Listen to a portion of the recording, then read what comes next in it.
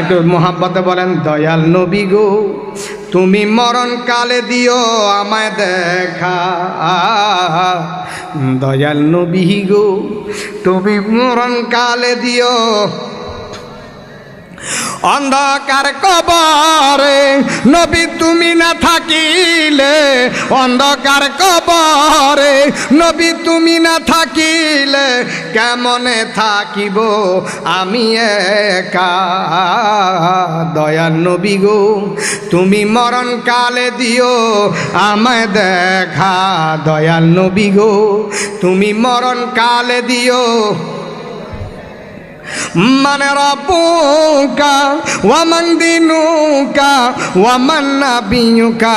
নবী আমায় কবরে জিজ্ঞাসিবে, কথা কোন ঠিক কিনা? তুমি না থাকিলে উপায় কি নিদানে নবী, তুমি না থাকিলে উপায় কি নিদানে নবী, কবরেতে থাকবো আমি ঠেকা। দয়াল নবী গো তুমি মরণ কালে দিও আমায় দেখা। দয়াল নবী গো তুমি মরণ,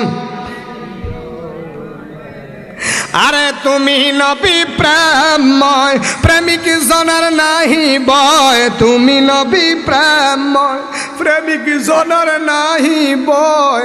তোমারি নামেতে মধুমাখা। দয়াল নবী গো তুমি মরণ কালে দিও, আরে ঘুমের ঘরে স্বপনে যে দেখিল নয়নে নবী, ঘুমের ঘরে স্বপনে যে দেখিল নয়নে ধন্য হইল তার নসিবের লেখা। দয়াল নবী গো তুমি মরণ কালে দিও। ওই নবীরে যদি দুনিয়ার মধ্যে ভালোবাসতে পারেন তাহলে আপনার কবরটা হয়ে যাবে জান্নাতের বাগান। কথা বলেন ঠিক কিনা? ও বন্ধু, ওই কবরের মধ্যে যেদিন যাইবেন রে, আমার নবী কয় সাহাবী সকালবেলা দেখবা তার চেহারাটা কি সুন্দর হলুদ বর্ণ হয়ে গেছে। ঠিক নেই? যে যে কাজ করে, কেউ বদিল্লা দেয়, কেউ ইয়া করে, এক একজন এক এক কাজ, চেহারা কালো। কিন্তু মরে যাওয়ার পরে সকালবেলা কইলেন হুজুর একটু ছাইয়েই তারে, যাওয়ার পরে দেখি চেহারাটা হলুদ বর্ণ হয়ে গেছে। ঠিক নিও? তা আমরা কি কই, দেখছেন নি তার চেহারাটা কত সুন্দর হয়ে গেছে মরার পরে।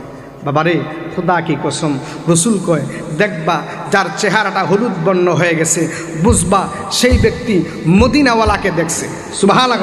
যার দেখবা চেহারাটা একটু ঘাম ঘাম ভাব, বুঝতে হবে আমার নবীর দিদার নসিব হয়েছে, তার নসিবে কালিমা নসিব হয়েছে। চিৎকার মেরে বলুন সুবহানাল্লাহ। আর যদি দেখেন পায়খানা করে দিয়েছে, প্রস্রাব করে দিয়েছে, চক্ষুগুলো উল্টে গেছে, বুঝতে হবে তার মৃত্যুটা অনেক কষ্ট হয়েছে। ও বাবা, আমরা কি মদিনাওয়ালার দেখে দেখে মৃত্যু হতে চাই কি চাই না? কবরে নবীকে চাই কি চাই না?